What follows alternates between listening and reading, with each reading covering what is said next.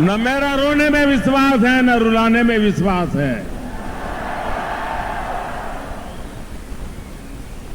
मुझे आगे चलाने में विश्वास है।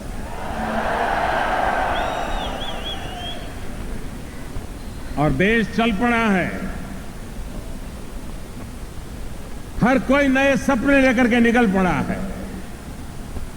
कभी कभी लोग मुझे पूछते हैं कि मोदी जी,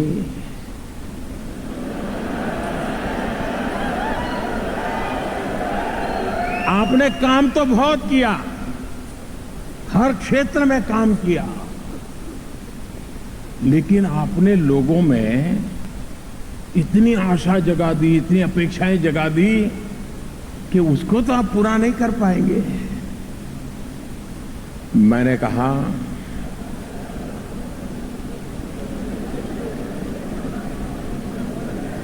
कि निराशा के बजाय आशा पैदा होना अच्छा है कि बुरा है।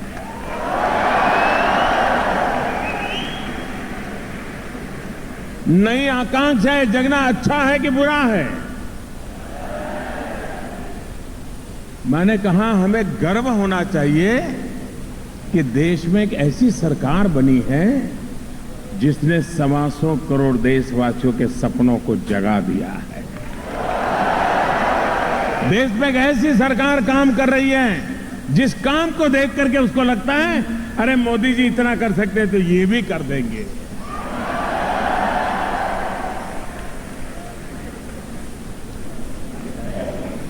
हमारा यही सबसे बड़ा योगदान है कि निराशा की गर्त में डूबे हुए हिंदुस्तान को आशा, विश्वास और अरमानों से हमने भर दिया है और वही देश को आगे ले जाएंगे।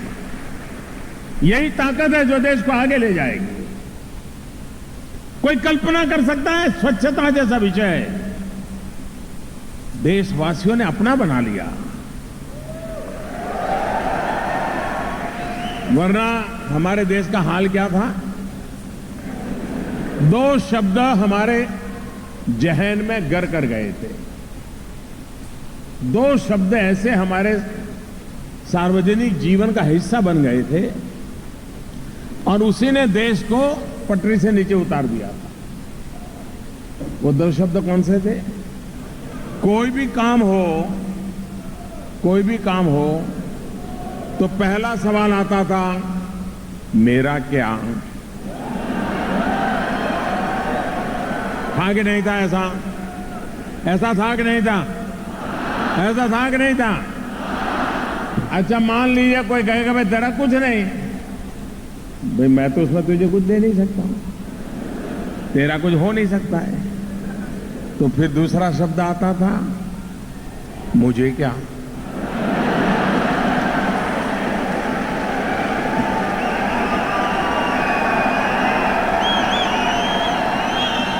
यानी कुछ आशा अपेक्षा से मेरा क्या, लेकिन अगर बात बने मुझे क्या, जाओ मरो। हमने इन दोनों शब्दों के खिलाफ लड़ाई लड़ी है दोस्तों, और उसका परिणाम है सबका साथ, सबका विकास, हर किसी का। तो दोस्तों मुझे अच्छा लगा, सूरत ने एक विशिष्ट प्रकार के कार्यक्रम की रचना की। आप नौजवानों से भी कुछ बातें करने का मुझे मौका मिलेगा। मुझे बताया गया कि कुछ नौजवान सवाल पूछना चाहते हैं, जरूर पूछें। तो मेरा भाषण तो सवाल जवाब में आ ही जाएगा, तो मैं लंबा भाषण न करते हुए सवालों को निमंत्रित करता हूं।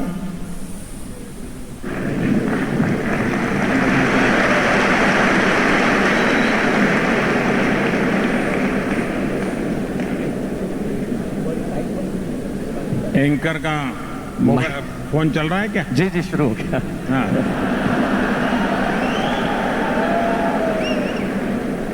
एक वेबसाइट के माध्यम से माननीय बहुत सारे सवालों को आमंत्रित किया गया था। हजारों सवाल आए थे जिसमें विभिन्न क्षेत्रों के लोगों के कुछ प्रश्नों को चयनित किया गया है। सबसे भिन्न भिन्न क्षेत्रों के लोग हैं, चार्टर्ड अकाउंटेंट्स भी हैं, वकील भी हैं, युवा हैं, विद्यार्थी हैं। पहला सवाल मैं आमंत्रित करता हूं फैनिल परीख यहाँ पे उपस्थित है। मैं कार्यकर्ताओं से अनुरोध करूंगा कि उन्हें माइक सौंपें। फैनिल परीख यहाँ पे है, हमारे बीच खड़े हो गए हैं फैनिल परीख जी। और आप अपना सवाल सीधे पूछें, संबोधित करें माननीय प्रधानमंत्री जी को। जी, फैनिल परीख जो इस वक्त B6 में खड़े हुए हैं, आप सभी दर्शकों की जानकारी हेतु B6 जो मेरे बाईं ओर है और खड़े हुए हैं वहां पे सफेद शर्ट में, सारे दर्शक उन्हें देख सकते हैं। फैनिल जी, प्रधानमंत्री जी आपका प्रश्न सुन रहे हैं, आप अपना प्रश्न पूछें। फैनिल जी B6 में इस वक्त हमारे बीच में खड़े, पहले फ्लोर पे। नमस्कार प्रधानमंत्री जी। नमस्कार।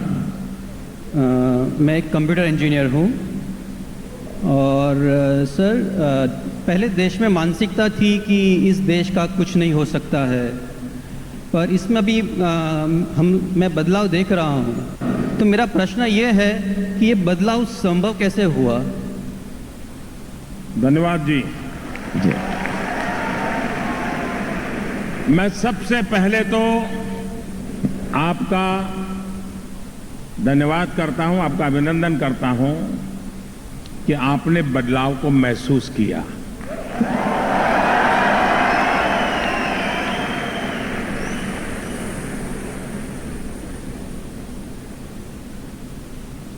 ये बात सही है कि सबसे पहला जो हमने काम किया है, इस देश में हम लोगों के दिमाग में पिछले 10 साल में, यानी मेरे आने के पहले वाले 10 साल, 2004 से 2014 जब रिमोट वाली सरकार चलती थी,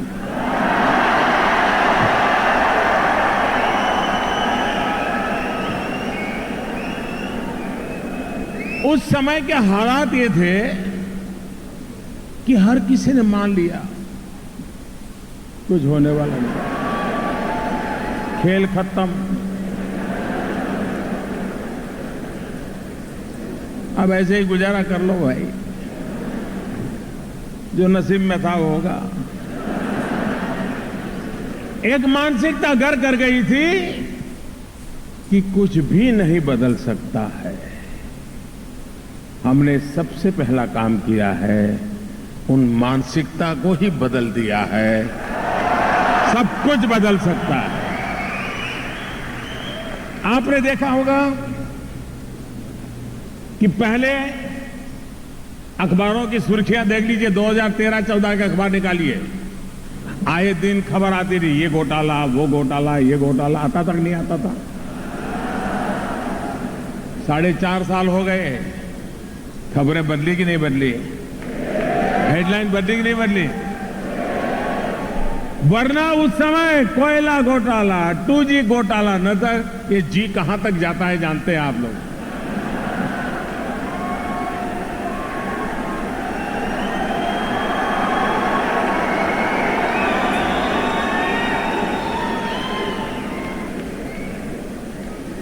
एक छोटा उदाहरण देता, 26/11 हुआ था, याद है?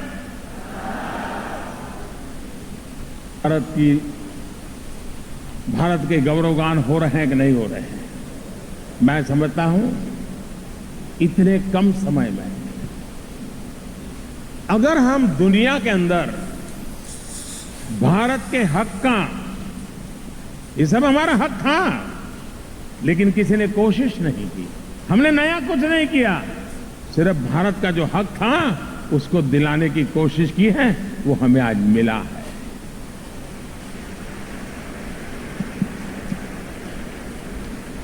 कोई कल्पना कर सकता है कि हम कहें कि अंतर्राष्ट्रीय योगा दिवस मनाओ और दुनिया के करीब करीब सभी देश नाक पकड़ करके बैठ जाए?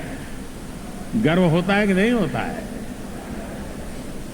दुनिया के अनेक देश इजराइल और पैलेस्टाइन लड़ते हो, लेकिन इजराइल और पैलेस्टाइन दोनों हमारे साथ दोस्ती करते हो, ये देश के लिए गर्व की बात है कि नहीं? ईरान और सऊदी अरेबिया के बीच में तनाव होगा, लेकिन दोनों हमारे साथ जुड़ जाएं, दोनों हमसे दोस्ती करें, ये हमारे लिए गर्व होगा कि नहीं होगा? आज भारत ने अपनी एक जगह बनाई है। उसी प्रकार से जैसे मैंने कहा आर्थिक क्षेत्र में इतने आगे बढ़े हैं, हर क्षेत्र में हम आगे बढ़ रहे हैं। आज